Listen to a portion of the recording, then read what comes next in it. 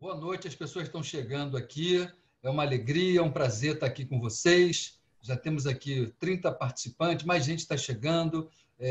Então, para quem não me conhece, eu vou me apresentar. Meu nome é Leonel Aguiar, eu sou professor aqui do Departamento de Comunicação Social da PUC-Rio e atualmente também como coordenador do curso de jornalismo. É com muita alegria que eu apresento o professor Chico Otávio, meu amigo, companheiro de muitas jornadas de coberturas jornalísticas aí pelo Rio de Janeiro, jornalista do jornal O Globo, se ainda não é o mais premiado jornalista desse país, é um dos mais, porque tinha até um determinado momento, para quem também não conhece essa informação, eu acompanhava ali as premiações do Chico Otávio como jornalista investigativo de ponta, ali, né? Mas isso assim já tem um tempinho, durante uns 2 ou 3 anos, alunos de graduação fazendo esse trabalho com o Chico Otávio, acompanhando as premiações que ele tinha em jornalismo investigativo. Ainda é o mais premiado, Chico? Você já... Essa coisa de prêmio meio que saiu um pouco de cena, né? O Promessa acabou, o Embratel também.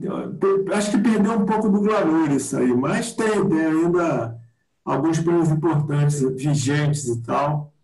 Mas eu não tenho assim, tido notícias de premiações muito badaladas nas redações, não. Acho que ficamos com aquela história do passado mesmo. Então isso significa, de certa maneira, né, assim, além de tudo, né, além de ser jornalista, professor, muito premiado, né, o Chico Otávio também se tornou, durante uma certa época, portanto, um objeto de pesquisa dos estudos de jornalismo.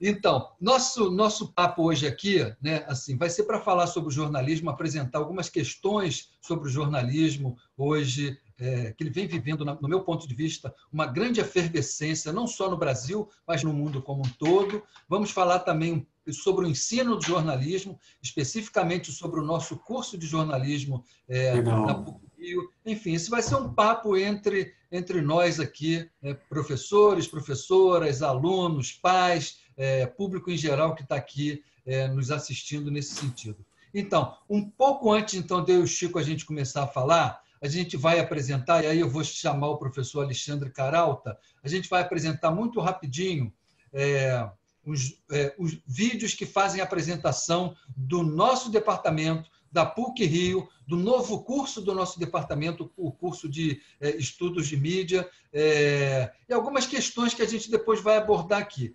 Quero também destacar aqui que a professora Tatiana Siciliano, a nossa diretora, está aqui presente, então a gente vai adotar essa dinâmica. A gente vai primeiro passar os vídeos e logo a seguir que a gente passar os vídeos, eu vou chamar a nossa diretora para ela dar uma palavrinha aqui de abertura também. E aí começamos eu e o Chico Otávio nessa nossa conversa sobre jornalismo hoje. Então, essa dinâmica que a gente vai adotar e aí a gente vai, são 8h10, a gente acredita, vamos abrir para as perguntas, para as questões. Acredito que até 7h30, 8h essa conversa vai rolar muito fácil, porque estou vendo que tem mais gente chegando aqui e estamos avançando. Então, por gentileza, professor Alexandre Caralta, podemos dar início, portanto, aos vídeos que a gente vai passar. São vídeos curtinhos, mas assim, bastante legais, muito interessantes. Por favor.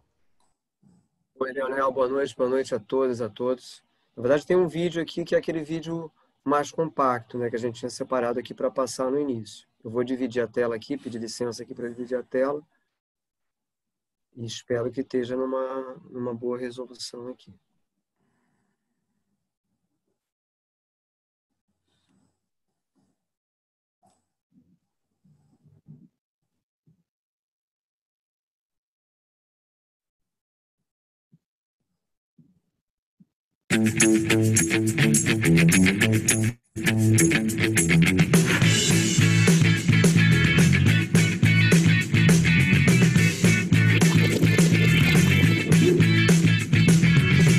A minha opinião sobre o curso de estudos de mídia é por que não foi lançado antes.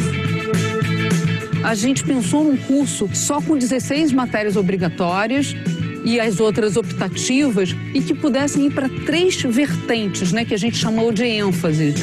uma ênfase em publicidade e comunicação corporativa, uma ênfase em cinema e audiovisual e uma ênfase em comunicação e tecnologia. O curso de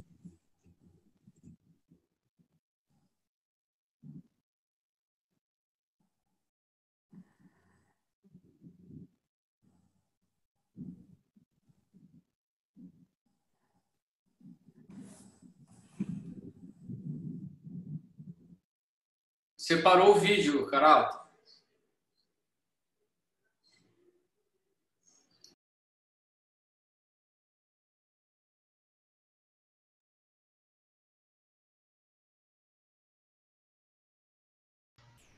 Oi.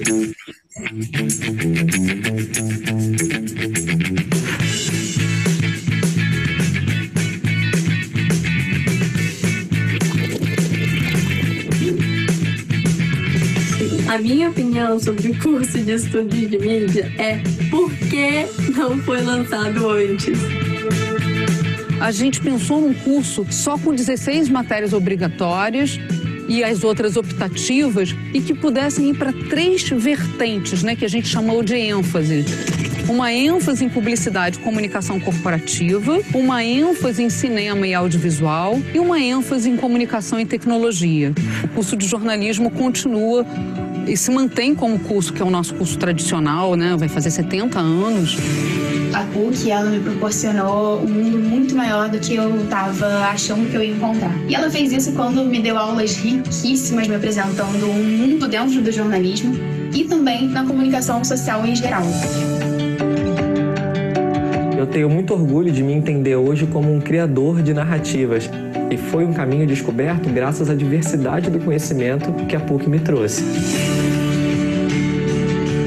A PUC, de forma pioneira, se coloca no século XXI no lugar certo, na parte da academia que está antenada com as demandas de um novo tempo. Experimentação de narrativas, experimentação de linguagens, experimentação de formatos. Nós precisamos experimentar para poder inovar. E essa riqueza você leva para a sua vida toda. E muda a sua forma de pensar. Então vai fundo, sacou? Se joga. Esse é o meu principal conselho para quem está entrando na PUC agora. E é isso, vai legal.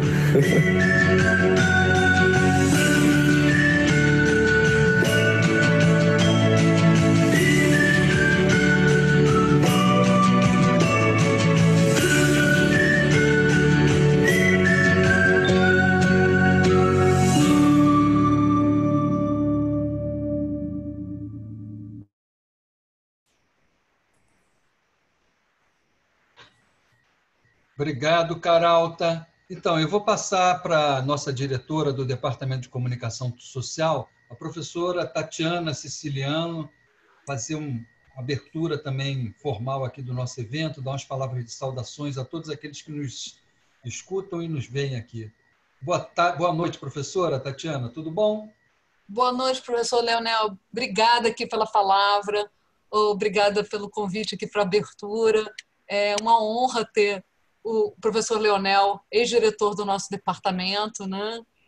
E agora tocando o jornalismo com a reforma curricular, e o professor Chico Otávio também, né? Que, além de professor, é um grande jornalista premiado por jornalismo investigativo, para discutir sobre o jornalismo hoje. Boa noite a todos aqui que estão participando e, enfim, vai ser um excelente debate, eu não tenho a menor dúvida em relação a isso. Muito obrigada. Obrigado, professora. Esse vídeo que a gente acabou de ver, né, assim, ele apresenta o Departamento de Comunicação Social. Creio que todos que estão aqui perceberam que estamos criando um curso novo, um curso completamente inovador em termos de proposta pedagógica na área da comunicação. Ele funde 2 cursos, o curso de publicidade, o curso de cinema e audiovisual, e apresenta uma terceira ênfase, que é a ênfase de comunicação e tecnologia. Além desse curso novo, né, como a nossa diretora acabou de dizer, né, nós estamos num momento também de reforma curricular do curso de jornalismo, que é um dos cursos mais antigos do nosso país. O curso de jornalismo da PUC, ele começou a funcionar em 1952 e a autorização do Ministério da Educação foi no ano anterior, em 51. Portanto, é um curso que está completando 70 anos de idade. É o terceiro curso do país. Ele começou a funcionar na PUC, na Faculdade de Filosofia. Isso não é à toa, e aí já é o primeiro mote para a gente começar a nossa conversa, né? Porque o curso, assim como o primeiro curso que começou a funcionar também, ele começou a funcionar no Colégio São Bento, e depois ele foi incorporado, hoje em dia, o Colégio São Bento era um colégio vinculado ao que depois foi a PUC de São Paulo, e depois virou o curso de jornalismo da Casper Libero. O Casper Libero foi um dos primeiros empresários da área da comunicação a não só ter um império, digamos assim, na área jornalística, na área da comunicação, mas também foi com certeza, nesse dado histórico, né, o primeiro empresário que criou um curso de jornalismo que se mantém até hoje em São Paulo, né, também entre os melhores do país. Depois, o segundo curso foi o da UFRJ, e o terceiro curso de jornalismo existente, então, no país, né, foi o nosso, como eu estava dizendo, que começou a funcionar como um curso dentro da Faculdade de Filosofia da PUC-Rio. A partir de 52, em 55, formou a sua primeira turma, e aí o curso foi reconhecido oficialmente pelo Ministério da Educação. Então, eu vou aproveitar exatamente esse mote, né, do curso de jornalismo, que vai completar 70 anos, e no momento da sua fundação, pelo menos até a década de 60, quando o Departamento de Comunicação foi criado, funcionava dentro da Faculdade de Filosofia, para a gente pensar uma relação que eu acho que é bastante complexa, bastante complicada do ponto de vista político, mas que tem tudo a ver com o nosso atual momento, quando a gente pensa a ida do nosso presidente Jair Bolsonaro, a sessão de abertura da Organização das Nações Unidas, e apresentou uma série de dados, uma série de informações que agora, o que a gente chama, né, do jornalismo de referência, que eu gosto muito de usar esse termo para se referir àquilo que antigamente a gente chamava, né, da grande imprensa, aquilo que a gente também chama de uma maneira muito equivocada de jornalismo tradicional, né,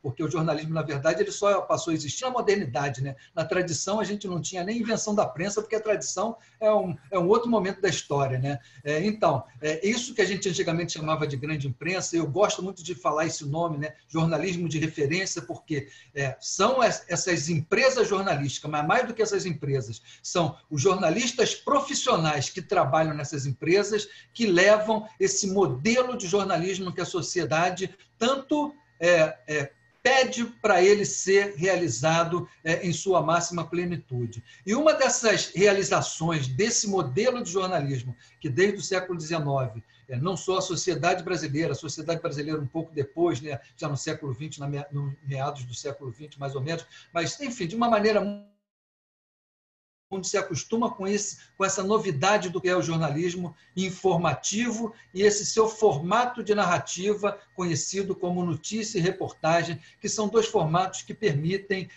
um amplo conhecimento da sociedade, dos assuntos do nosso cotidiano, e mais do que isso, né, assim, tem uma forma de narrar os acontecimentos que são essas modalidades narrativas pautada pela busca da verdade.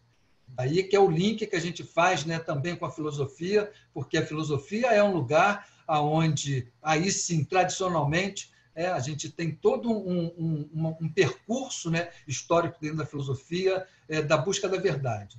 Aí, a partir desses acontecimentos, Chico, eu vou iniciar a nossa conversa, o nosso bate-papo, né, assim, com essa pergunta. O jornalismo, hoje em dia, ele faz diferença? Quando a gente olha, né, para essas questões políticas, por um lado, né, assim, eu acabei de dar um exemplo agora em que, a partir da abertura da Assembleia Geral da Organização das Nações Unidas, né, esse jornalismo de referência está apresentando uma série de questionamentos em relação aos dados e às informações apresentados pelo governo brasileiro, né? Isso é um fato recentíssimo, né, agora dessa semana, e, por outro lado, um fato que a gente vem acompanhando desde o começo da pandemia aqui no Brasil, a partir de março, né, aonde o jornalismo também se pautou e a sociedade brasileira acordou para a importância do jornalismo profissional.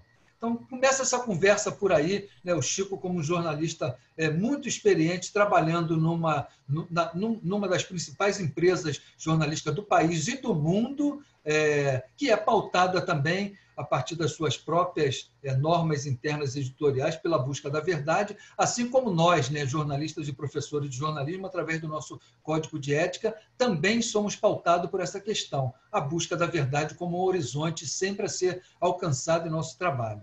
Chico, então, meu amigo, é uma questão complexa, mas o jornalismo ainda consegue manter essa vibração da sua busca pela verdade? Ele está no rumo certo quando ele faz isso?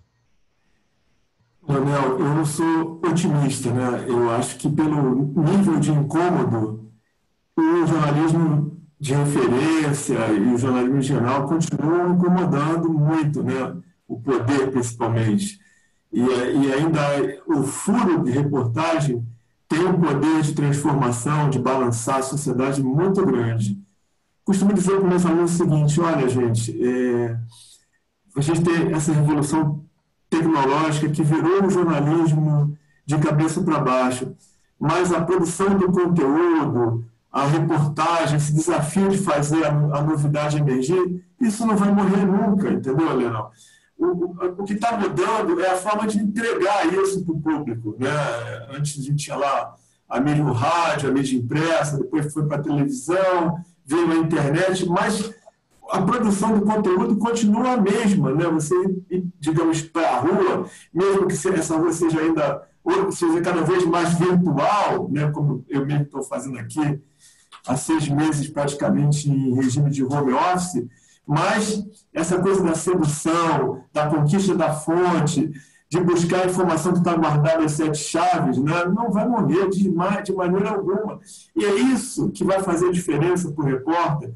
Eu insisto em dizer isso para os meus alunos, insisto. É isso que faz a diferença na carreira do repórter, né? Nesse mundo assim, congestionado de informações, a credibilidade e a capacidade de surpreender, esses 2 fatores juntos, é que fazem a diferença na carreira do repórter. Então, eu tenho assim, uma visão otimista, acho sim que o jornalismo faz diferença. Vamos lembrar aqui do The Intercept, né? Aquela reportagem lá sobre as conversas do Deltan Dallagnol, aquilo foi apresentado em forma de reportagem, aquilo era uma reportagem, e olha a confusão que ela causou, né? Desagou lá em medidas até no Supremo, e quase derrubou lá o coordenador da Lava Jato do Paraná. As coisas ainda são, de certa forma, a sociedade ainda é movida pelo que o jornalismo produz. Sim. Por um outro lado também, Chico, a gente vê, eu acho que o jornalismo, às vezes, ele erra, né? Assim, historicamente, ele comete alguns erros, isso é consertado, em geral, como eu sempre costumo dizer para os meus alunos, né? O primeiro setor da sociedade, o primeiro setor social que aponta esses erros é a própria categoria profissional do jornalista, os grandes erros que a gente vê, não só nos jornais brasileiros, né? Mas inclusive nos jornais norte-americanos, eu acompanhei muito de perto, né? Alguns jornalistas, inclusive, que ganharam o Pulitzer, né? Estou me lembrando aqui do caso do menino, que era um personagem inventado, ficcional, que era um menino viciado em heroína, e foram os próprios jornalistas que desmentiram essa história, né? Enfim, eu queria também aproveitar esse gancho para a gente conversar um pouco, né? Assim, como é que a gente marca essa diferença entre, digamos assim, a possibilidade de erro, que isso pode existir, né, no jornalismo, como em qualquer atividade humana, para uma outra novidade que a gente vem enfrentando muito, a sociedade brasileira de uma maneira específica, né, mas eu digo que isso é um vírus que se espalhou pelo mundo afora, que é o vírus da desinformação, conhecido também, de uma maneira errônea também, no meu entender, como fake news, porque se é news, se é notícia, não pode ser fake, porque o jornalismo trabalha com o Estatuto da Verdade. O jornalismo trabalha com o Estatuto da produção de um discurso verdadeiro enquanto um princípio. Claro. O jornalismo é esse. Não falsificar a informação. E as fake news é o oposto disso, a fake news ou a desinformação. Você, deliberadamente, você produz uma informação que parece verdadeira, mas não é. Enfim, então, aproveitando esse mote, né, assim, eu sei que nós já participamos da questão de fake news, acho que também é mais um momento para a gente também esclarecer, né, esses pontos aí, Chico, por favor. Olha, o erro jornalístico, que a gente chama de barriga, ele é diferente da fake news, na minha opinião. Nenhum jornalista sério gosta de errar. Claro, ninguém gosta de errar, porque eu acho assim, o patrimônio mais importante na carreira do repórter é a credibilidade. É ela que vai te abrir as portas, é ela que vai gerar leitura, é ela que vai garantir uma carreira importante, promissora para você, repórter. Então, ninguém gosta de errar. Eu acho que, no caso das redações de jornalismo de referência, como você citou aí, o maior inimigo quer dizer, o maior aliado do erro, da barriga, é a pressa. Hoje, o que a gente vê assim claramente é o valor que os editores estão dando à questão da velocidade, né? Muitas vezes assim, eu consigo me antecipar a uma operação, por exemplo, a Trisin-Linden, que afastou o Witzel. Não é que eu tenha tido vazamentos, eu apenas fiz a minha própria apuração, junto com um outro colega meu, e a gente tinha mais ou menos o texto pronto, tudo pronto. Sabíamos que a operação ia ser deflagrada às 6 da manhã, e a gente fica ali, olha, com o dedo no gatilho, assim, esperando o ok de alguém para soltar esse material e entrar na frente do UOL, do Estadão, do G1 e de quem é antagonista, esses novos atores e tal. Então, assim, muitas vezes, por conta dessa pressa, os editores, ao invés de olhar para o conteúdo, eles vão olhar ali para o reloginho, ocorrem erros de informação, né? Já teve até gente que foi dada como morta, que estava viva, para falar assim, dos erros mais banais. Agora, isso, eu ainda não sei como a gente resolve, porque, de certa forma, a pressa, esse desafio de encurtar a velocidade entre o fato e a divulgação desse fato, passou a ser um valor nas redações tão importante quanto o furo de reportagem. E eu mesmo, que sou da velha guarda, um repórter formado numa redação de jornalismo de referência, jornal impresso e tal, já nem ligo mais para o papel. O melhor do meu trabalho, o melhor da minha produção, é tudo canalizado para o site, e vamos brigar, vamos tentar emplacar lá no Globo.com, vamos brigar pela audiência e algoritmo, é isso aí que agora nos norteia, né? Fake news, para mim, é outra coisa, Leonel. Fake news é uma coisa assim, é uma usina de produção de mentira para prejudicar alguém, para favorecer uma outra pessoa. Isso não tem nada a ver com jornalismo. O jornalismo abraçou um pouco a causa de fazer esse enfrentamento. E eu já tenho dito desde o ano passado, em debate na própria PUC, que, sim, façamos isso, né? As redações criaram equipes especializadas, né? Tem projetos como a Lupa, eu fui, assim, digamos, um incentivador do conselho lá da Lupa, desde o primeiro momento, maravilhosa a experiência, que tem a vida longa e tal, mas eu só acho que o jornalismo não é o único ator da sociedade a fazer esse enfrentamento. Esse enfrentamento é muito maior do que o jornalismo, entendeu? E não é só a responsabilidade do jornalismo, embora o jornalismo esteja se saindo muito bem no que diz respeito a esse enfrentamento. É o que eu penso sobre a questão. Sim. Não, eu concordo com você também, né? Assim, de que o jornalismo tem enfrentado bem essa questão em relação às fake news. E aí, assim, se vocês me permitem, vou lembrar um fato, né? Que em dezembro do ano passado, no final do ano passado, eu tive lá na comissão mista parlamentar que está investigando a questão das fake news. Fui lá convidado por uma ex-aluna nossa de mestrado, que é deputada federal pelo Ceará, a Luiziane Lins. Ela me convidou, e através do presidente dessa CPI, o senador, esqueci o nome agora do senador, daqui a pouco eu lembro o nome dele, que é do PSD da Bahia, só me recordo do sobrenome dele, Coronel.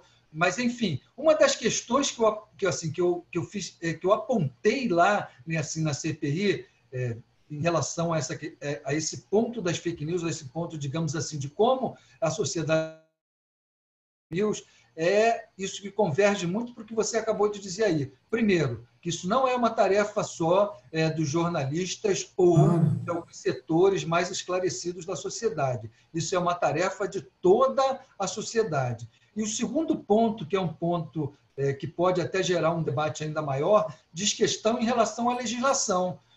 Se é preciso uma legislação mais específica de combate a isso que se chama de desinformação, ou se as legislações que nós já temos, se elas bastam, né, nesse sentido. Ou seja, e aí, na minha fala lá na Comissão Parlamentar Mista, né, de inquérito do Senado e da Câmara Federal, eu apontei claramente que as leis que nós já temos, elas bastam porque a gente tem lei, né, assim, que nos previne e protegem a nossa honra contra difamação, injúria, calúnia. Temos uma série de legislações em relação a essa questão. É óbvio que a gente precisa avançar, né? E aí eu junto esse encontro que a gente teve, que eu tive ano passado lá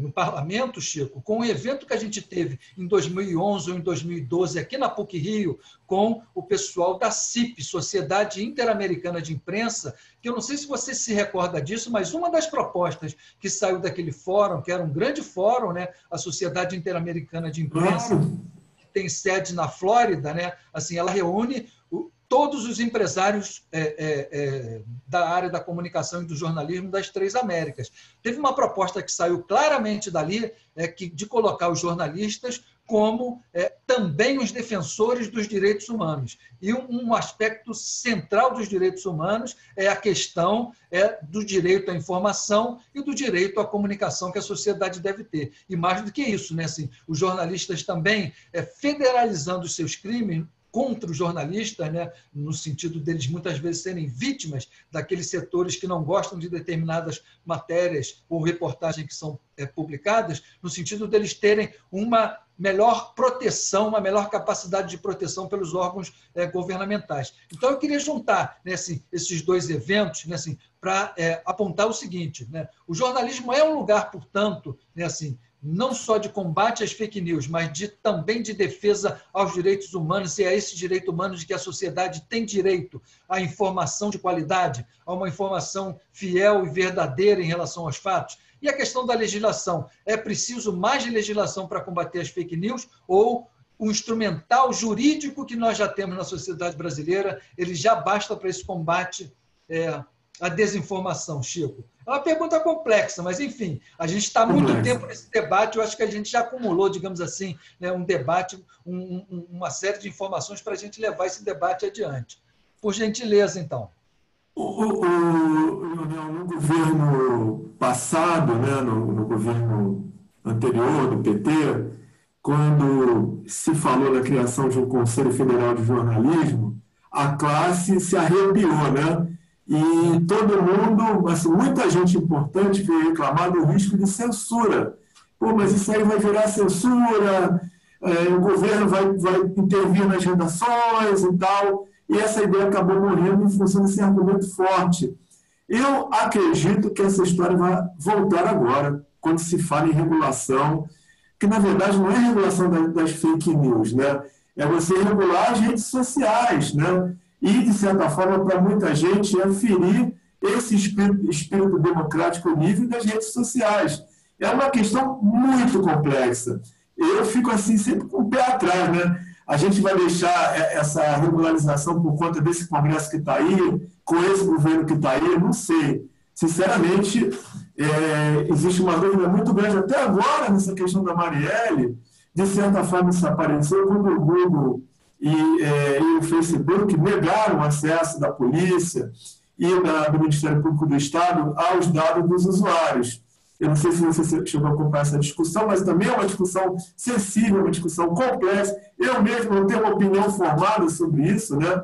Mas o Ministério Público e a polícia queriam acesso a todas as pessoas que do dia 7 ao dia 14 de março de 2018 pesquisaram os nomes Marielle Franco, Casa das Pretas, Rua do Lavradio, enfim, coisas que pudessem sugerir a alguém que estivesse ali na cola da Marielle.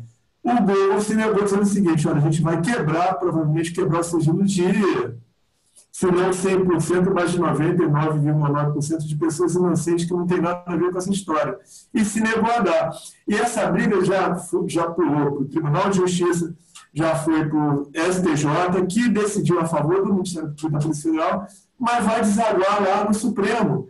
Então, assim, é muito complicado. Eu, particularmente, não gosto do tipo de sociedade onde cada segmento quer uma lei para chamar de sua. Eu sempre sou a favor da legislação geral. Eu acho que, concordo com você, o que está aí é suficiente para fazer esse enfrentamento, desde que a gente põe as coisas para funcionarem.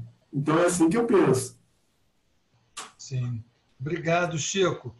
Uma outra questão também, ainda dentro dessa linha, né, assim, que a gente pode pensar e tentar avançar, né, assim, já que você citou aí o governo do PT, o governo anterior, né, isso tem muito a ver com o trabalho que a gente está fazendo agora dentro do nosso departamento, que é a reforma do curso de jornalismo. Eu não sei se todos sabem dessa história, né, mas em 2009, o governo... Ainda era o governo Lula, 2009, sim, era o governo Lula. Ele chamou... O último ano do governo Lula.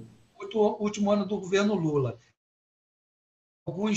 Ele fez um chamamento público a alguns setores da academia, alguns setores das universidades brasileiras, de quatro, digamos assim, campos do saber que tinham a ver com a questão da democracia, com a questão do avanço da democracia. E aí solicitou a mobilização desses setores para uma reforma curricular. Que 4 setores foram esses? O primeiro foi a área da medicina, ele propondo uma reforma curricular da área de medicina para dar uma certa ênfase na medicina em relação à questão da saúde pública e da medicina de prevenção. O segundo setor, o segundo campo do saber, ou área, né, de conhecimento que ele chamou, foi a pedagogia, uma reformulação dos cursos de pedagogia, de modo ao que se formassem mais professores para o ensino fundamental e para o ensino médio. O terceiro campo, área do saber, né, foi a área jurídica. Ele chamou também, né, os setores da área do campo do direito para uma reformulação curricular, de modo a que se desse mais ênfase também ao direito público, especialmente a um setor muito abandonado da área de direito, ainda que no Brasil funcione bem, que é a defensoria pública. E o quarto e último campo, né, assim, do saber foi o jornalismo. Né? Assim, o governo Lula propôs uma reforma desse campo do saber, do jornalismo, de modo, né, assim, que o jornalismo pudesse ter no dizer lá, né, do ex-presidente Lula, uma atuação mais convincente, mais democrática, no sentido de fornecer informações relevantes e de interesse público para a sociedade. Então, foram esses 4 campos aí que vieram a esse chamamento, né, digamos assim, da questão da democracia no país. O Lula entendeu, né, que essa área universitária, né, as universidades poderiam dar uma excelente contribuição para o avanço da democracia e chamou, né, professores envolvidos nesses 4 campos do saber. E eu acompanhei de perto, eu creio que muitos de nós aqui, como professores, nós acompanhamos de perto a reformulação das diretrizes curriculares do curso de jornalismo, que parte de uma premissa, né? Assim, historicamente, o jornalismo sempre deu uma contribuição fundamental para a questão da democracia ao produzir, ao fornecer informações jornalísticas de qualidade, sabendo exatamente fazer esse balanço entre os diversos setores da sociedade, de modo que fornecesse informação de qualidade para a sociedade, para que ela pudesse definir o seu rumo democraticamente. Ou seja, né, uma sociedade de posse de informações de qualidade e voltadas ao interesse público e não ao interesse de alguns setores da sociedade.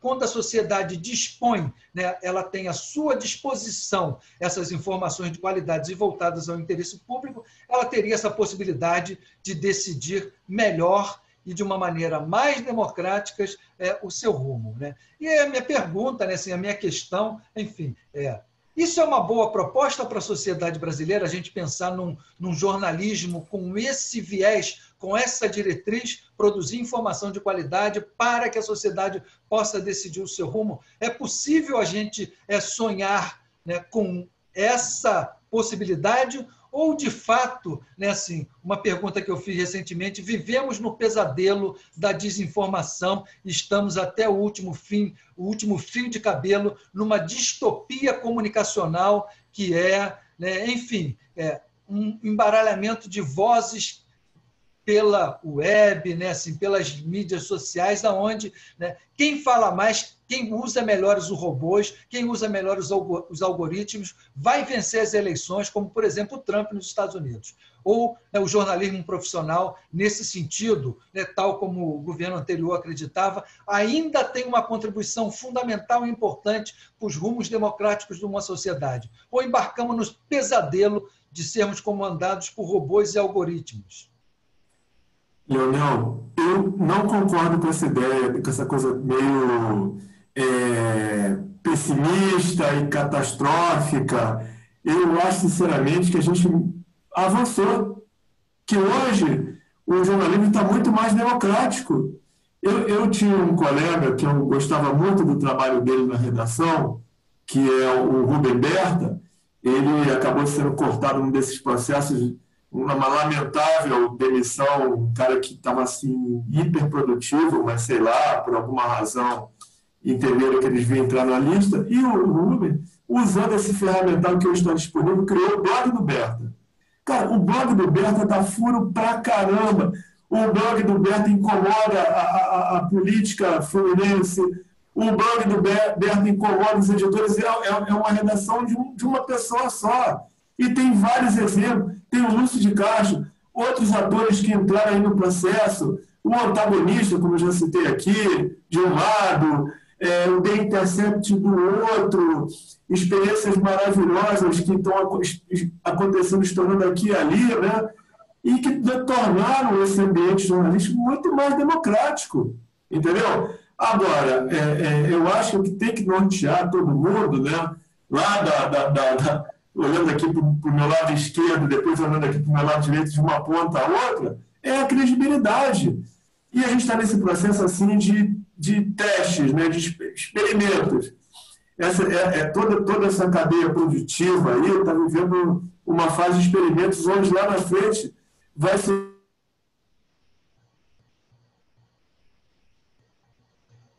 Uau! Será que o Chico travou?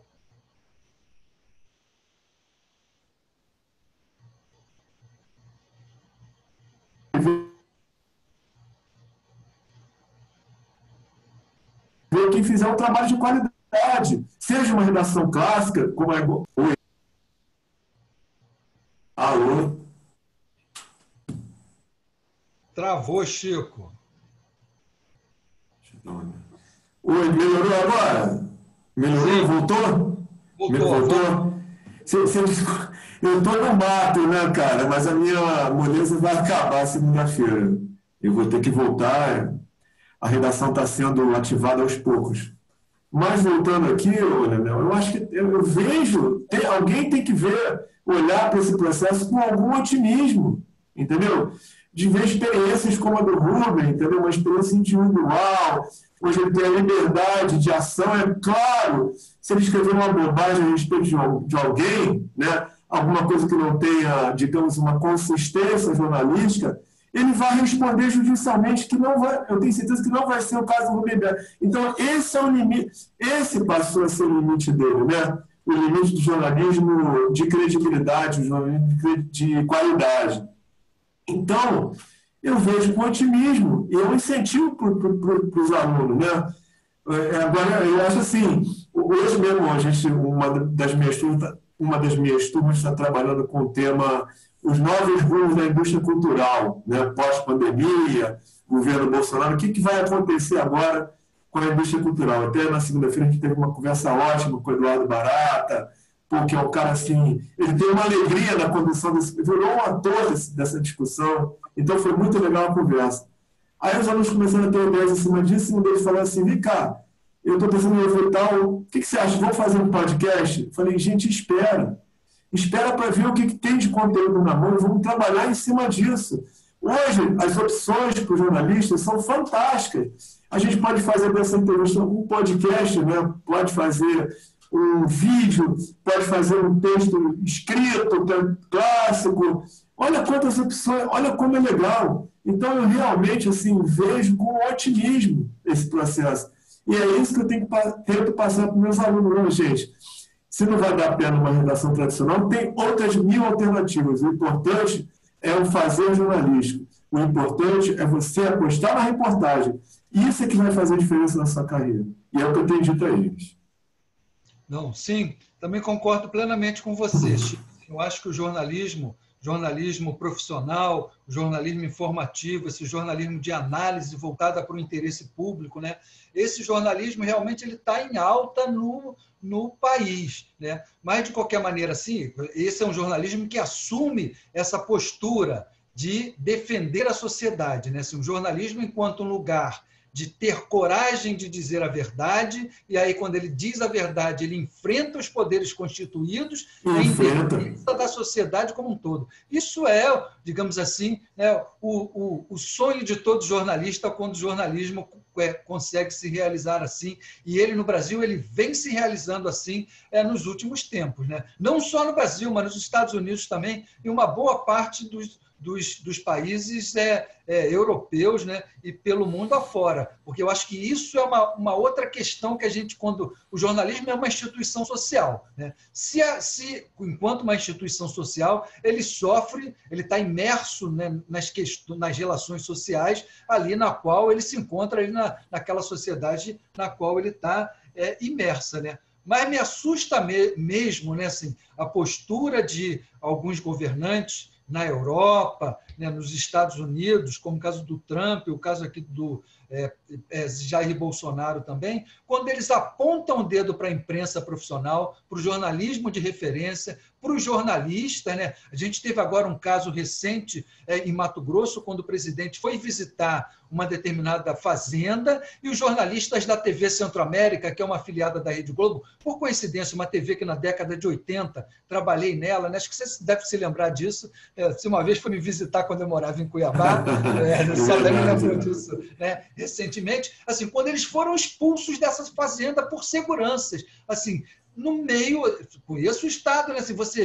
Assim, eu fico imaginando o pavor que essa equipe de jornalismo não deve ter sentido quando, assim, seguranças que a gente sabe que, na verdade, são seguranças entre aspas, né? Porque não são seguranças de empresas profissionais de segurança, são, na verdade, jagunços em Mato Grosso, né? Assim, é uma coisa pavorosa, né? Então, assim, fico lembrando o que os nossos colegas da TV Centro-América devem ter passado nesse sentido, né? Mas, assim, esse é um pequeno exemplo, na verdade, quando a gente vê, né, presidentes como o do Brasil, o dos Estados Unidos, e aí vai, a gente pode citar vários deles da Europa, desses governos ultraconservadores, que apontam o dedo para as empresas jornalísticas, o New York Times, a Folha, The Washington Post, o Globo, esses jornais de referência, a TV Globo, Globo News, e botam a mão no dedo e dizem que fake news, né? O que vocês estão fazendo é fake news, tentando, na verdade, embaralhar, fazer uma confusão na cabeça da população, das pessoas, da sociedade, como se o jornalismo instituído, né, assim, esse jornalismo das empresas, esse jornalismo profissional, na verdade, fosse o jornalismo que está produzindo informações falsas, está fazendo fake news. Quando a gente sabe, né, você, todas as pessoas que estão aqui presentes, que fake news, desinformação, é uma outra questão. É, na verdade, uma ação deliberada para você atacar a honra de determinadas pessoas, colocar determinados interesses em jogo, inclusive atacar a honra das empresas jornalísticas e dos jornalistas profissionais, né? Assim, então, eu estou falando desse pesadelo da desinformação, né? É porque tinha um determinado momento que eu continuo acreditando nesse sonho, né? De que a gente avançou, né, nessa disposição que a gente tem da web, da internet, mas, por outro lado, também, digamos assim, né, esses setores ultraconservadores da sociedade perceberam que podem fazer o uso das mídias sociais para os seus interesses particulares. como combater, como enfrentar essa questão, que eu acho que é o pulo do gato. Não sei se você tem algum pensamento sobre isso, se é possível a gente avançar num debate sobre isso, né? Se é o momento, também estamos nos aproximando aqui da primeira hora, né, do nosso encontro também, se a gente abre para os debates aqui para as outras pessoas também fazerem perguntas. Mas, enfim... Acho legal. Eu acho que é legal também, mas, enfim, é um momento aqui para a gente dar um fecho nesse nosso bate-bola aqui e abrir para as próximas perguntas, para os próximos questionamentos. Como é que é isso, Chico? Assim, governos, né, assim, apontando o dedo para o jornalismo de referência, para os jornalistas profissionais e dizendo, vocês do New York Times, vocês da Globo News fazem fake news. Primeiro ponto, é óbvio que o jornalista perdeu esse papel de mediador das relações entre governantes e sociedade. As redes sociais ocuparam esse espaço e a gente precisa se reinventar, sem dúvida. Sem dúvida, isso aí é inexorável, não tem como, digamos assim, escapar desse novo ambiente informacional, sei lá. Porém, o que eu acho com relação, não querendo particularizar nada, mas já que o governo é esse, então eu tenho que falar desse governo, o que eu tenho dito aos meus colegas é, gente, vamos parar de cair nessas bravatas do governo. Olha, o Brilhante Ustra é um cara bacana pra caramba, é herói nacional. Aí a gente fica assim, 3 semanas discutindo esse assunto, 3 semanas discutindo o Brilhante Ustra. É necessário ou é necessário. Só que aí passa batida a política ambiental para o Pantanal, passa batido a questão econômica, passa batido um monte de coisa importante, passa batido, e a gente não olha, porque a gente fica preso nessas bravatas. Olha, eu vou bater, se eu não estivesse aqui no palanque, eu ia descer para te dar uma porrada e pronto. Mas 3 semanas de indignação, das redações, de debates sobre isso, cara, isso retroalimenta esse governo. O jornalista tem que sair dessa armadilha imediatamente e olhar com mais profundidade para situações como essa que está acontecendo agora das queimadas no Centro-Oeste, como outras várias situações, questão indígena, desigualdade social, temas que sempre foram assim, muito importantes, discussões centrais da nação, que estão sendo, digamos assim, deixadas de lado, porque todo o esforço de redações que já estão no osso, em função de uma crise que foi agravada pela pandemia, essas equipes ficam todas ali retroalimentando esse debate, porque eu até cheguei a escrever isso uma vez numa análise que eu fiz. O Bolsonaro é um cara militar, o militar seja um inimigo. E ele está sempre elegendo um inimigo para se legitimar, entendeu? E a gente está caindo nesse ponto do vigário, sabe, Leandro? Quando tem aí um Brasil inteiro para a gente reportar, né, e olhar com mais atenção para as políticas públicas, que é tudo que o governo não quer. E aí sim a gente faz uma desconstrução pelo governo, jornalismo, das falhas que estão aí, que não são elogios. A falha, para mim, não está longe de ser o elogio que o cara faz ao Brilhante Ustra. Pensa assim. Obrigado, Chico. Então, vamos abrir o debate. Eu acho que, assim, ao invés de eu ficar só colocando as perguntas que já estão aparecendo aqui no chat, a professora Rose Schinazi gostaria de fazer uma pergunta. Caralta, pode, por gentileza, não sei se é Caralta ou o nosso professor Rafusa, professor Rafael, pode abrir o microfone da professora Rose para ela fazer uma pergunta, acredito que mais para o Chico do que para mim, mas, enfim, estou também aqui disponível para quem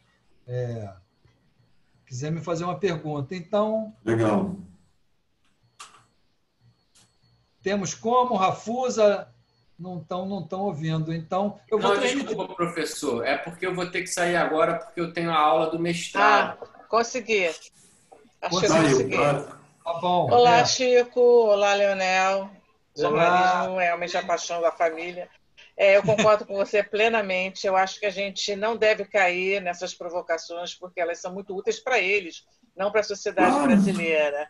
Mas eu gostaria de falar uma coisa que o Rosenthal comentou num debate recente aqui, na PUC, é o seguinte: você não acha que a sociedade brasileira precisa saber como é que se faz o jornalismo, como é difícil, as etapas, tudo que se enfrenta no dia a dia, porque as pessoas não sabem. Então é muito diferente alguém chegar na internet e falar uma mentira e tudo bem. Não, o que se faz, o processo, a investigação, a apuração, eu acho que a sociedade precisa ser informada de como se faz o jornalismo, como é difícil e como é fundamental para eles mesmos. Então, eu acho que temos que fazer mais filme, mais vídeo, treinar as pessoas nas escolas, mesmo que não façam jornalismo, para mostrar como é importante essa missão, que é uma missão para a sociedade, não é uma missão individual. Tem que ser reforçado. Então, gostaria que vocês comentassem isso, se não está na hora da gente mostrar para a sociedade brasileira como se faz o verdadeiro jornalismo. Sim. Vou comentar, não sei se o Chico caiu, se saiu, mas, enfim, vou aproveitar aqui para fazer esse comentário, então, inicial aqui, Rose. Sua questão é muito boa, né?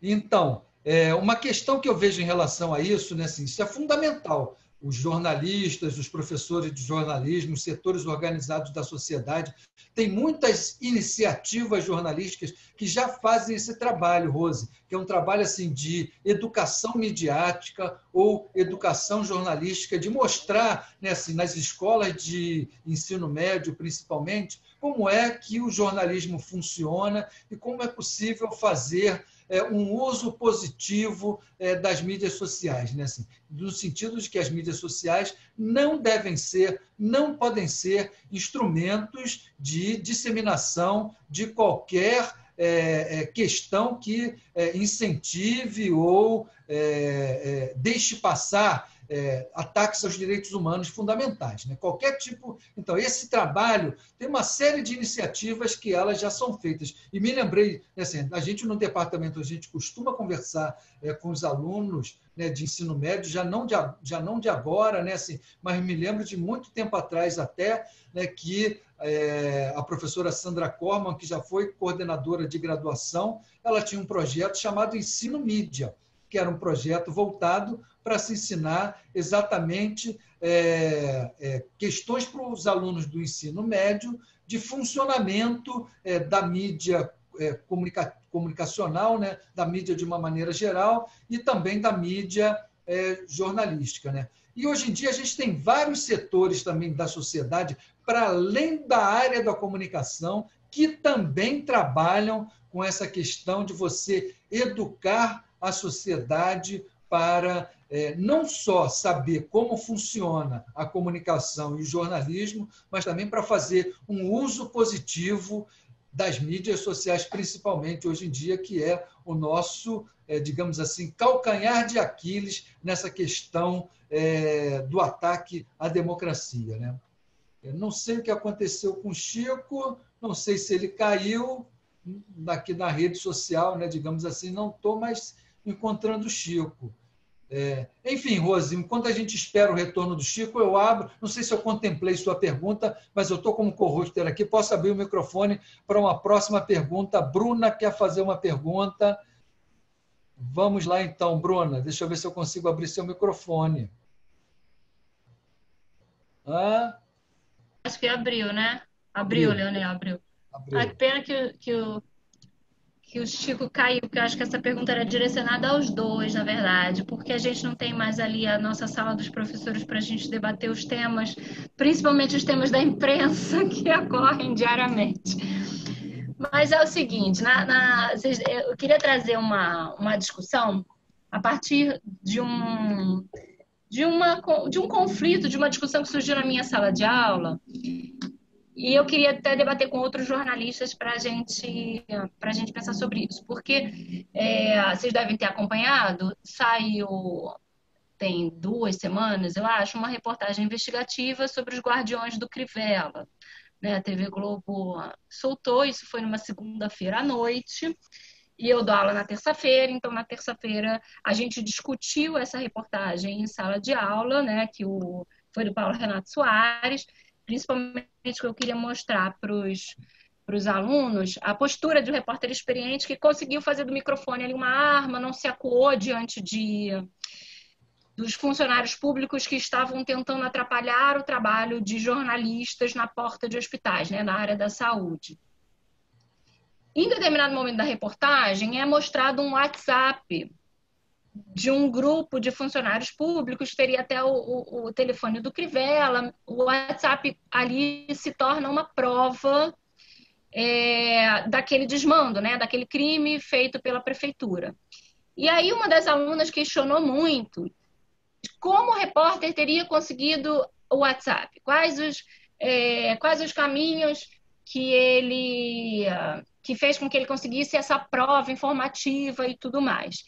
E aí discutimos muito sobre o papel das fontes, né, sobre os caminhos que os jornalistas usam para ter a informação e tudo mais. E ela retrucou novamente, dizendo o seguinte: eu acho que ele pagou. Eu acho que ele pagou para ter aquele WhatsApp. E aí eu falei assim, não, ele não pode ter pago porque isso fere a ética, porque ele estaria se equiparando ao crime que ele quer divulgar, né, que ele quer denunciar. E aí a questão que eu trago aqui para o nosso debate é assim, quais os limites éticos desse jornalismo investigativo? Vale pagar para ter um WhatsApp, uma vez que ninguém discorda que aquela reportagem atende à sociedade, né? Atende ao bem público. A gente saber dos desmandos de um prefeito em exercício é muito grave, né? Então, vale câmera escondida? Vale certos recursos? Assim, quais esses limites éticos, você que trabalha com jornalismo investigativo, né, Leonel? Muito mais na reflexão do jornalismo investigativo, mas o Chico também que trabalha na prática ali, eu queria discutir um pouquinho, conversar um pouquinho sobre isso, porque eu, sinceramente, não tenho nenhuma opinião tão formada. Sim. Bom, então, assim, temos um caso específico, né, que você apresentou aí, esse caso que a aluna ficou bastante interessada em discutir, que foi a questão dos guardiões do Crivella. Eu lembro, né, assim, que acho que todos sabem também disso, né, que o Pedro Figueiredo, atual repórter da TV Globo, né, do RJ, foi nosso aluno no mestrado aqui, foi meu aluno no mestrado, onde nós desenvolvemos um belo trabalho, uma bela dissertação de mestrado, porque quando o Pedro começou a trabalhar na Globo, ele trabalhava de madrugada, trabalhava das 23 horas, das 11 horas da noite até às 6 da manhã. E ele fez um trabalho de mestrado, né, uma dissertação de mestrado, chamado Os Repórteres da Madrugada, exatamente como que era a rotina de trabalho, como é que era a rotina produtiva, a rotina de produção da informação desses repórteres, né? E aí, quando a gente analisa a rotina de informação desses repórteres, a gente tem que ver uma coisa, né, assim, que é exatamente isso. Como é que você faz para conseguir uma determinada informação? Você está falando da rotina da produção da informação.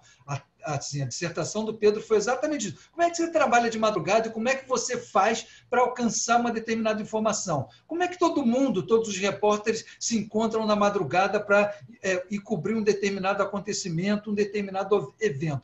Aí o Pedro faz exatamente esse trabalho, né, de fazer essa descrição densa, de interpretar uma determinada cultura profissional, realizando os seus atos profissionais em si.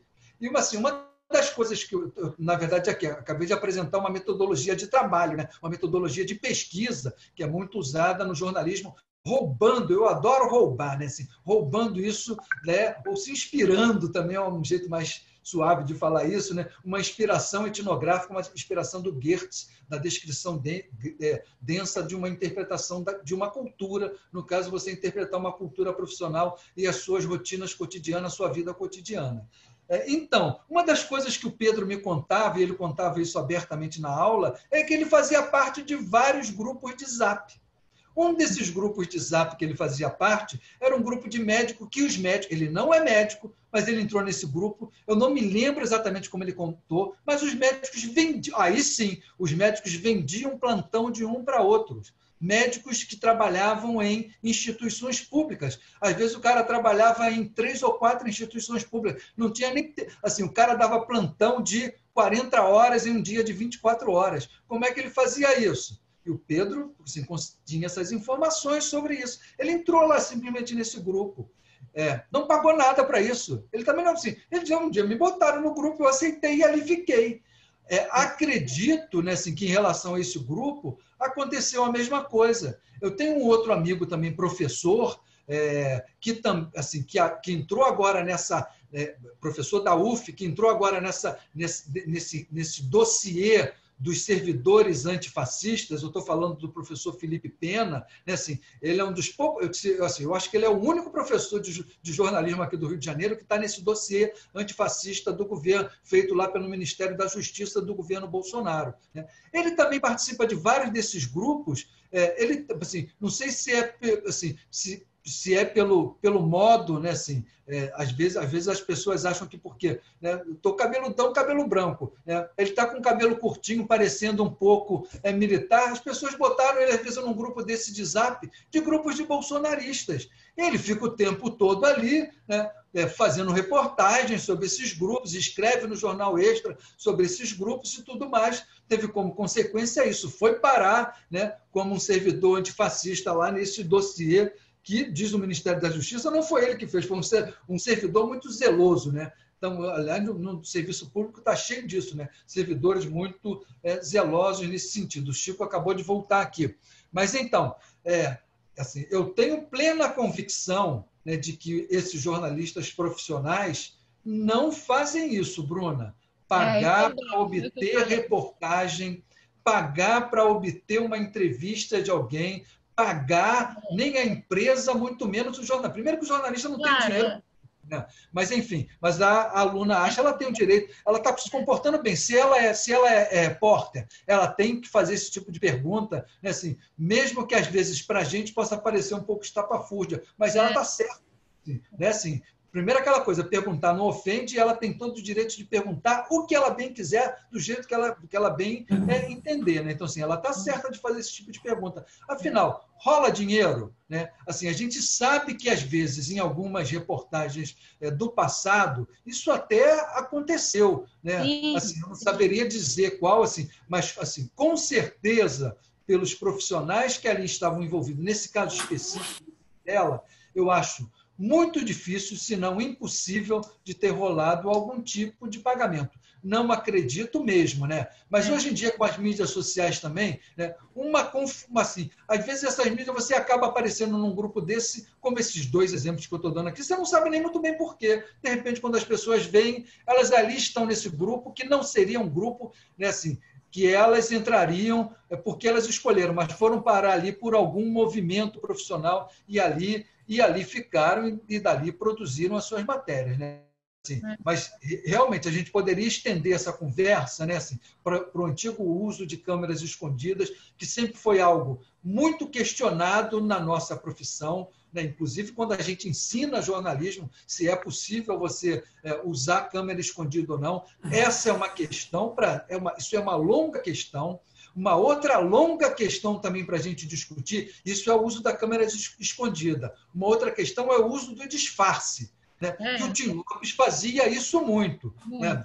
Inúmeras vezes, na verdade, ele acabou morrendo quando ele se passava por um morador de uma determinada comunidade. Estou citando o caso do Tim Lopes, né? Falei Chico Lopes, não sei porquê, do Tim Lopes, né? Porque agora ele voltou aí, né, com essa questão aí de uma entidade de direitos humanos, né, chamado Instituto Anjos da Liberdade, querem reabrir o processo contra o Elias queria, né, porque ele amanheceu hoje, morto na prisão, não se sabe por que amanheceu morto hoje numa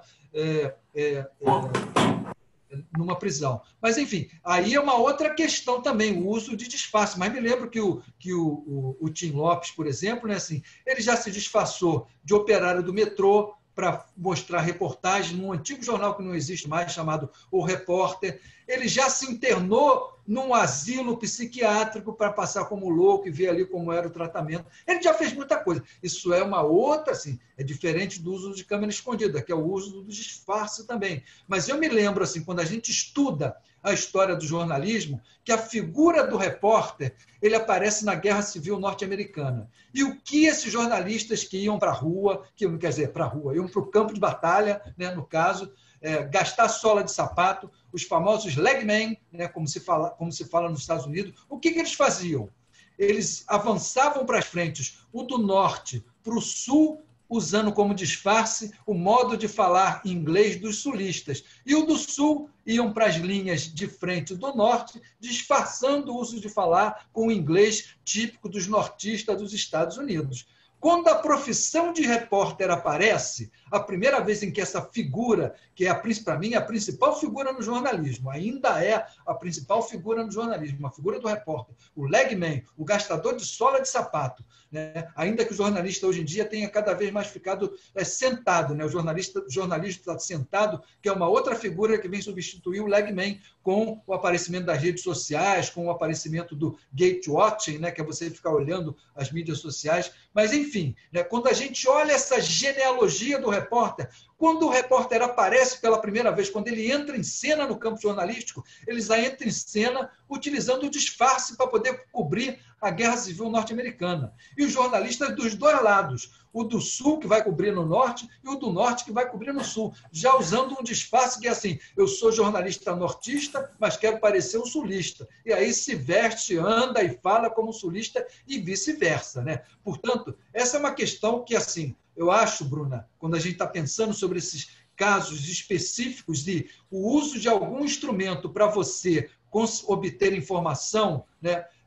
Cada caso você tem que fazer essa avaliação ética, né? A posteriori, mas também, né, antes do próprio caso acontecer. A posteriori, com certeza, mas eu acho assim, não dá para a gente avaliar, né, assim, de uma maneira ampla, geral e restrita. Eu acho que cada caso ele requer um olhar atento para isso. E aí o Chico voltou aqui, eu vou passar a bola para ele, eu não sei se ele ouviu a pergunta da Bruna. Leonel. Não. Tá. Já repito, mas você sabe que o Pedro concorreu ao M desse ano, né, o Pedro Figueiredo? Não, Chico, eu estava falando, eu levantei a bola aqui para uma questão que surgiu em sala de aula sobre aquela reportagem do Jorge Livella, que o Paulo Renato Soares apresentou um WhatsApp com a prova, né? Com a prova de que realmente funcionários públicos recebiam dinheiro para atrapalhar o trabalho de jornalistas ali na frente dos hospitais. E aí uma das alunas questionou, e foi uma discussão muito acalorada em sala de aula, uma das alunas questionou como esse repórter teria conseguido esse WhatsApp, essa prova, né, e ela acredita que ele tenha pago. Ela foi até o final e a turma inteira discordou dela, mas assim, a aula durou até mais que as 2 horas, foi um caso excepcional aí via Zoom. E aí eu estava perguntando sobre os limites éticos do jornalismo investigativo, se vale pagar, se vale câmera escondida. Até a Rose e a Patrícia estão aqui no chat participando dessa conversa, né? A Rose ressaltou que lá nos Estados Unidos é uma prática comum o pagamento para a obtenção da informação. E eu concordo com o Leonel. O Leonel, né, falou que cada caso deve ser avaliado porque tem nuances próprias.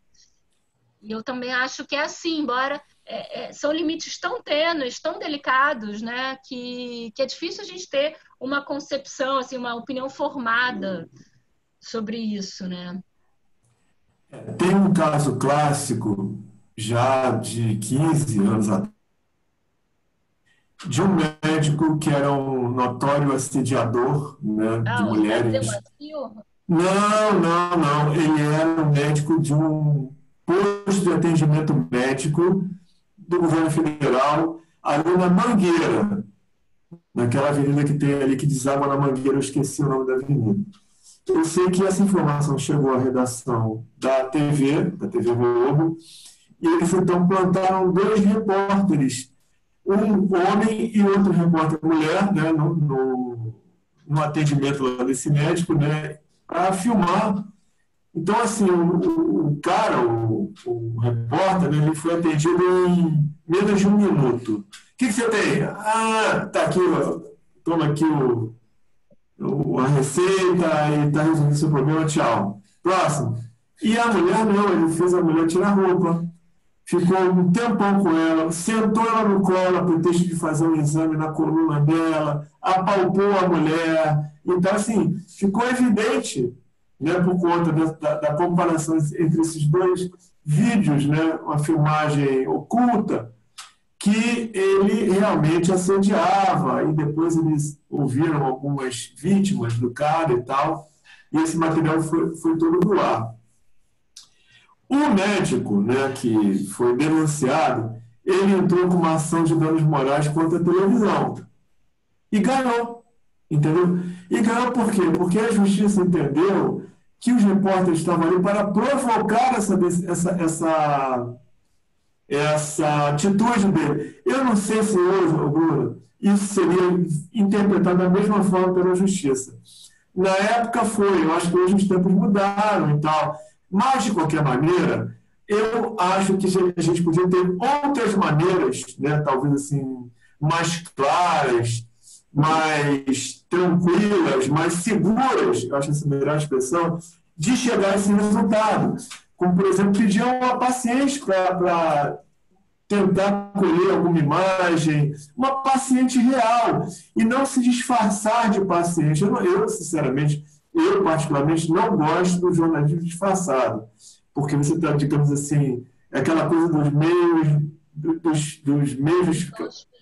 Isso, e eu sinceramente acho que tem problemas, é vulnerável, é questionável esse tipo de atitude. Não gosto, mas, por outro lado, respeito quem adota esse tipo de estratégia. O legal é você fazer aquele jornalismo de peito aberto, né? Ó, eu sou repórter e você quer me contar isso aqui, aí o cara conta e eu acho que, sei lá, eu acho muito mais saudável.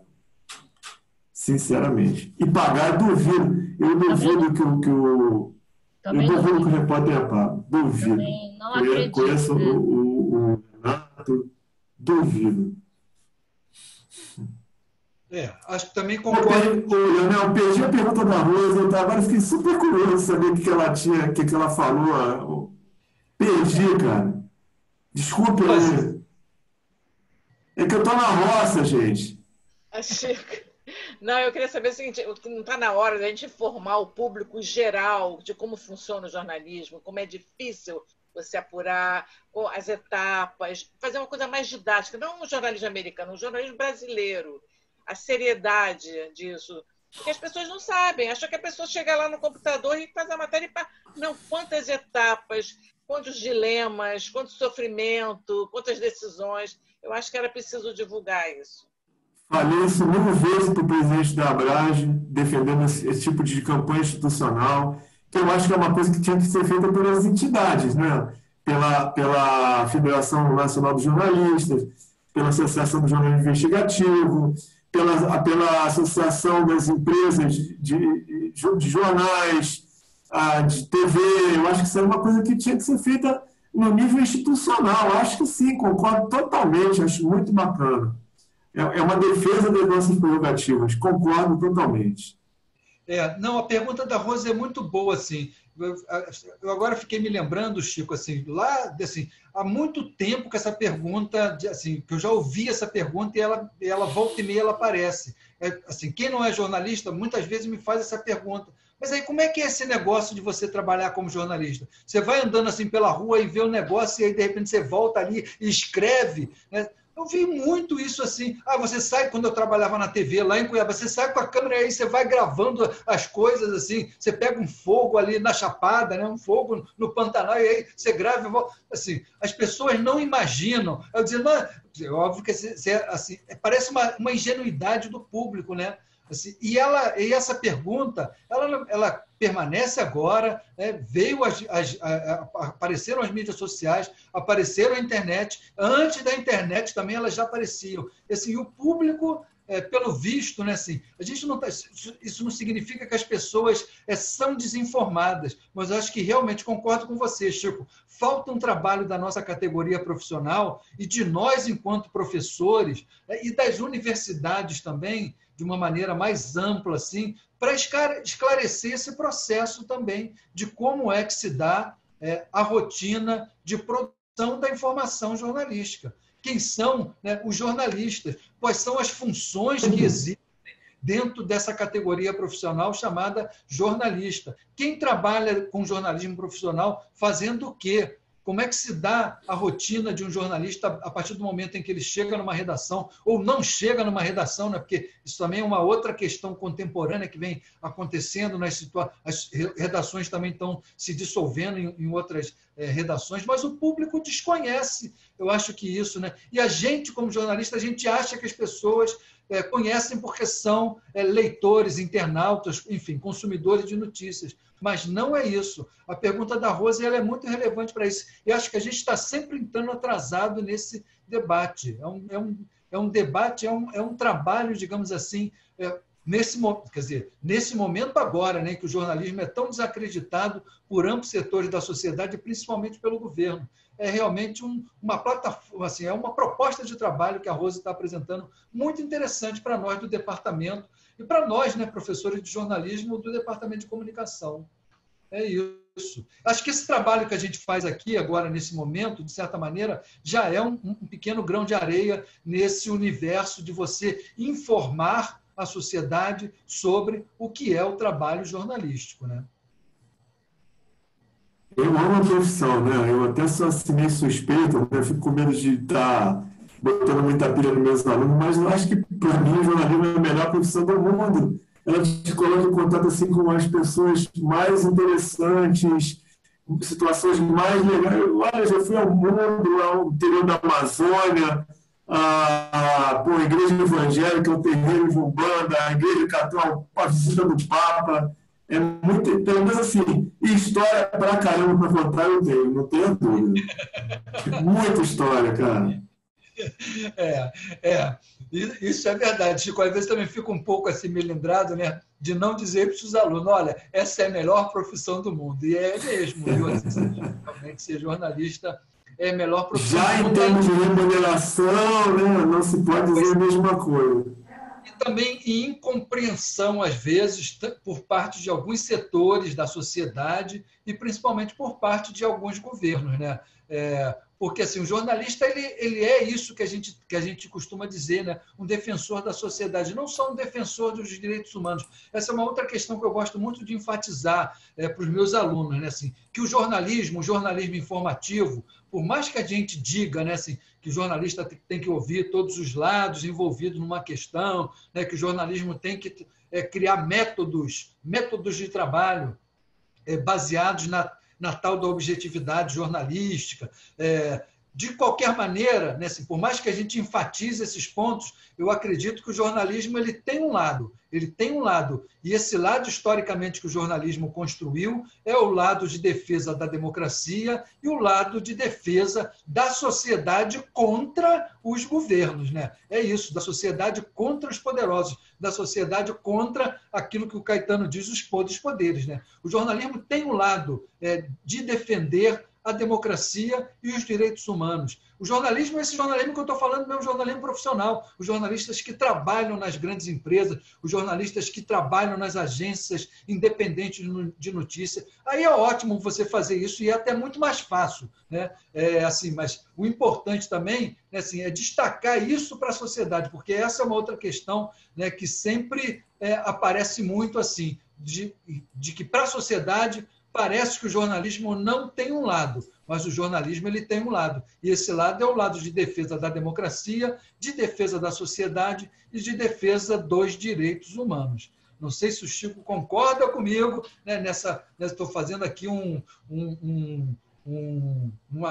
enfatizando, né, esse papel histórico do jornalismo, enquanto eu vou ver se tem mais gente aqui querendo fazer alguma pergunta, levantando alguma questão. Mas eu acho que é isso, o lado do jornalismo dele ser o lado de defesa da democracia, dos valores democráticos, né? Não só a liberdade de imprensa, que é o mais claro, mas a liberdade de expressão, né? Enfim, todas as liberdades democráticas de uma maneira ampla, geral e irrestrita. Aí sim, ampla, geral e irrestrita. Não, é o jornalismo do caso Amarildo, sabe? É um jornalismo que cobriu a chacina de Vigário Geral, é um jornalismo que denunciou os abusos das prisões, o abuso das torturas dos casos do regime militar. Cara, tem muita coisa legal. E eu acho que a gente tem que expor e mostrar que a sociedade, que a gente realmente é um pilar da democracia aqui no Brasil. Sou totalmente a favor de uma campanha institucional. Já conversei com a Braz sobre isso, inclusive, né? já defendi, porque não dá, né? A gente começou apanhando em 2013 e continua apanhando até hoje. Apanhando da esquerda, apanhando da direita, apanhando de todo mundo. Pelo amor de Deus, gente. É verdade. É verdade. O Chico me deu um mote aqui para complementar, né? Assim, porque é isso. Quando a gente olha para algum jornal, né, desse jornalismo de referência, né, você tem assim, a direita que vai chamar a Folha de São Paulo de Foice de São Paulo, e aí você tem a esquerda que vai chamar a Folha de São Paulo de Falha de São Paulo. Para nós, o jornalismo não é nem foice, nem falha. É simplesmente Folha de São Paulo. Faz jornalismo profissional, com os erros que às vezes comete, mas assim, o importante, na verdade, é você perseguir esse horizonte de que o jornalismo trabalha com a busca da verdade. E isso não é uma questão de ingenuidade teórica, muito menos ingenuidade política. Isso que eu estou dizendo aqui. Esses dois pontos. Primeiro, que o jornalismo profissional trabalha em função da democracia, em defesa da democracia. E segundo, né, assim, que o jornalismo sabe exatamente fazer esse balanço e sabe olhar criticamente a sociedade e se colocar a favor da sociedade em inúmeros momentos. Comete erros? Comete, mas o próprio jornalístico faz essa crítica. Perguntas, questões, então, para a gente ir avançando no nosso debate. Já estamos chegando para 7h30 da noite. Alguém quer colocar mais alguma pergunta? Deixa eu ver aqui no nosso chat se temos mais alguma pergunta para a gente ir avançando nesse sentido. A Marília Martins está fazendo uma pergunta aqui. Seria possível evitar o que houve em 2018 em termos de fake news? Está lá no nosso chat aqui, não estou vendo a Marília, mas está valendo a pergunta, Chico. Você acha que seria possível evitar essa avalanche de fake news? Foi uma pandemia de fake news em 2018 aqui no Brasil, antes da pandemia do Covid-19. Seria possível? A pergunta da Marília é muito boa. Seria possível evitar isso? Ou a sociedade brasileira, né, ainda não estava amadurecida, foi surpreendida, eu acho, por esse uso de algoritmos, por esse uso de robôs e por esse uso, né, daquilo que a gente chama, nós na PUC já chamamos, fizemos um evento sobre isso, as milícias digitais, né, inclusive uma delas até de desagravo a você. Né, foi verdade. Isso. E a minha filha. E a sua filha também. Enfim, é uma questão muito interessante para a gente pensar aqui. É possível, assim, e a pergunta da Marília também, como cobrir os grupos de WhatsApp, que de certa maneira tem a ver com a pergunta que a Bruna fez anteriormente também, eu tentei apontar alguns caminhos que o Pedro, né, assim, nos contou em relação a isso. Chico, então, seria possível evitar isso? No cenário de 2018, a sociedade como um todo estava totalmente vulnerável. Ninguém tinha assim, uma noção desse alcance das ferramentas, né, e dessas operações. Agora, eu insisto em dizer, não era assim, enfrentado somente pelas redações. Né? Eu acho que, de certa forma, ali as redações tentaram fazer alguma reação, e tem lá a série de reportagem da Patrícia Campos Melo, na Folha, que denunciou lá o uso desses robôs na campanha eleitoral do Bolsonaro e com toda a repercussão. Mas eu acho que agora, talvez, as empresas de comunicação e o jornalismo independente estejam mais bem preparados para fazer esse enfrentamento, eu acho. Já tem equipes dedicadas. De certa forma, esse trabalho em home office permitiu, né, os jornalistas, quando todo mundo teve que ficar em casa mesmo, a olhar com mais atenção para os grupos de WhatsApp, para outras estratégias de uso de redes sociais. E agora também houve um diálogo muito intenso, né, entre as autoridades públicas, especialmente da Justiça Eleitoral, com os jornalistas que estão na frente desse processo. Então, para mim, eu acho que em 2020 a gente talvez esteja melhor preparado do que em 2018 para fazer esse enfrentamento. Não, concordo com você. E aí eu me remeto à pergunta também que a Bruna fez, que tem a ver com a da Marília em relação aos grupos de WhatsApp. Eu acho que assim, tem algumas estratégias para a gente entrar num grupo desse. Né? Assim, primeiro é identificar qual é o grupo e saber se ele tem algum tipo de ação ali. Isso já é um avanço nesse sentido. Um segundo ponto é, a gente conhecendo alguns desses integrantes do grupo, a gente conseguir perceber, ter uma capacidade de percepção de onde um determinado uma insatisfação em relação àquele grupo. Por exemplo, no grupo dos Guardiões do Crivella, com certeza o jornalista conseguiu penetrar ali naquele grupo, porque alguém percebeu que enquanto um ganhava R$2.000, tinha gente ali dentro ganhando 13, 15, 16 mil reais. Então, você fazendo o mesmo trabalho. E aí você consegue fazer esse tipo de entrada nesse grupo, porque você faz o cara está descontente, ele te chama num canto e olha só, vou entregar esse povo, eu estou pedindo reajuste de não sei quanto tempo. Ah, eles não querem me dar? O cara vai ali, é uma vingança. Claro, isso sempre vem deriva de alguma insatisfação. Deriva de alguma insatisfação, claro. Exatamente.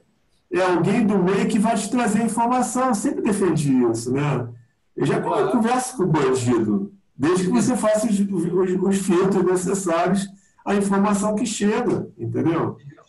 Exatamente. Esse outro exemplo também que o Pedro Figueiredo estava dando do grupo de médicos que vendem plantão um para o outro. Certamente você vai ter um médico ali que... Já fiz matéria. Já fiz matéria sobre isso. Então, plantão WhatsApp.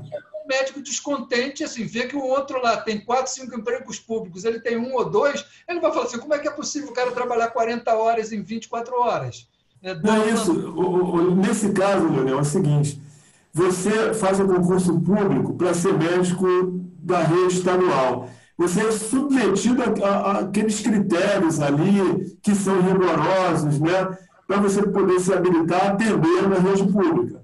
Aí você chama alguém que não passou por esse processo, que não tem a habilitação, as qualificações necessárias, para cobrir o seu plantão, e normalmente nos dias mais críticos, né? Onde o seu trabalho é mais demandado. Então, assim, é lamentável, cara. É um prendão, tem que ver como é que é o negócio. Olha só, gente.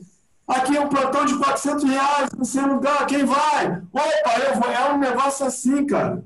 É inacreditável, sabe? Assim, tudo bem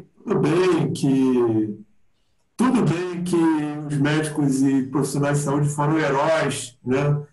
Nesse enfrentamento agora, nesses últimos 6 meses e tal. Mas eu, assim, duvido que esse povo todo tenha passado por cima dessas questões aí para fazer esse enfrentamento e passando de uma hora para outra a respeitar o paciente, porque para mim essas redes de plantão de WhatsApp são um grande desrespeito. Quem está perdendo, quem sai perdendo mesmo é a sociedade, especialmente o paciente que precisa desse atendimento. Sim. Eu acho isso. Já fiz essa matéria. Mas isso foi antes da pandemia, né, Chico? Antes. Exatamente. Só para a gente esclarecer aqui aos nossos alunos que a gente está falando de eventos antes, esses apps desses médicos, né, e de venda de plantão, isso foi antes da pandemia, isso foi num outro momento, portanto, não sei como é que isso estaria agora, até se esses grupos de zap estão funcionando ainda. Né? Eu prefiro dizer assim, eu não sei o que está acontecendo, só prefiro ficar assim. Exatamente, não sabemos o que está acontecendo nesse momento. Então, vamos ver se temos mais perguntas aqui. Como cobrir? Acho que... Enfim, não sei se alguém quer mais fazer alguma pergunta, alguma colocação. A hora já está avançando aqui, já passamos de 1h30 de debate. Estou dando uma consultada aqui para ver alguma pergunta, acho que não.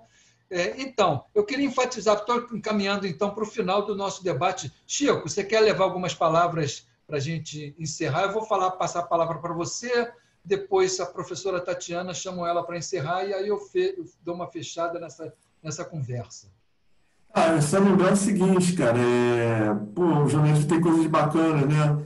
Eu trabalho numa redação que está ali sempre na berlinda, mas tive do fatídico 14 de março de 2018, até bem pouco tempo atrás, total liberdade de mergulhar profundamente no caso Marielle.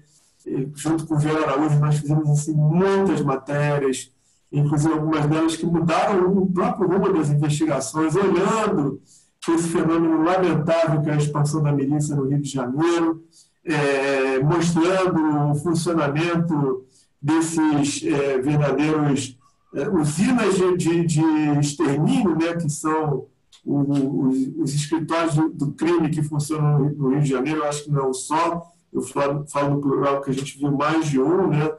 E, enfim, esse tipo de desafio que eu acho bacana, né, no jornalismo, é você ir lá e tentar ultrapassar a fronteira do conhecimento, buscar respostas que muitas vezes nem a própria polícia é capaz de dar. Então, assim, viva o jornalismo por conta desse tipo de ação.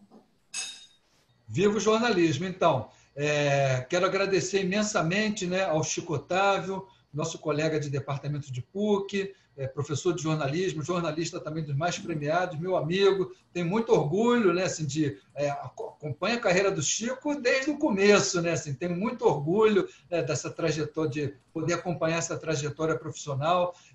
Acredito firmemente os profissionais e o jornalismo de referência tem uma bela e sempre muitíssimo importante contribuição a dar para a democracia brasileira, para o avanço da democracia brasileira e para a defesa dos direitos humanos. Acho que temos no nosso departamento os melhores professores de jornalismo do país. Quero lembrar, né, assim, mais uma vez, eu acho que todos sabem disso, que o nosso curso é o melhor pontuado no Exame Nacional de Desempenho acadêmico, né, dos nossos alunos. Estamos lá na ponta, né, com a nota máxima, a nota 5. Somos o melhor curso de universidade privada aqui do estado do Rio. Somos bem classificados, um dos melhores do país. E olha que existem aí cerca de 500, 600 cursos de jornalismo. Nem saberia dizer ao certo atualmente em 2020, mas assim,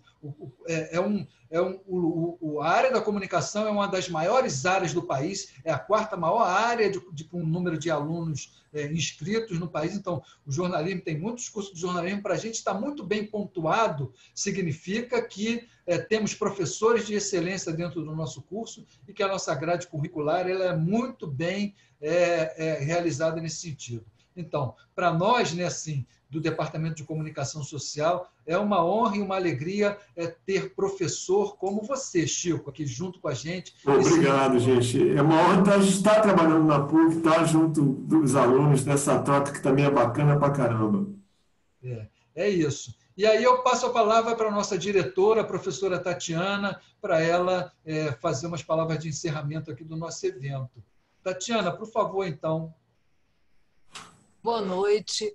Obrigada ao Chico Otávio, obrigada ao Leonel. O debate foi ótimo e reforçando a importância da discussão sobre o jornalismo, não só para o nosso curso, né? Nosso curso nota 5 no ENAD, mas também para a democracia do país.